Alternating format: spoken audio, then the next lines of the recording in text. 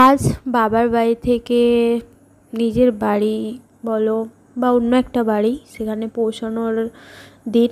তো সকাল সকালই বেরিয়ে পড়েছি, কারণ যেতে যেতে অনেক দেরি হয়ে যাবে। তাই সকাল সকালই বেরিয়ে পড়েছি। সকাল সকাল বেরোনোটাও ভালো, ঠান্ডা ঠান্ডা ওয়েদার থাকে। পরে যত বেলা হবে তত গরম বাড়বে।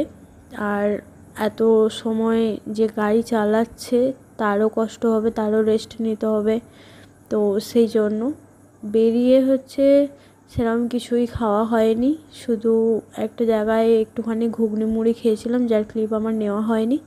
তারপরে একদম বিকেল হয়ে গেছে, সে সময় একটা দোকানে দাঁড়িয়েছিলাম লস্যি নেবো বলে। এত গরম লাগছিল আর ইচ্ছেও করছিল, তাই লস্যি নিয়েছিলাম।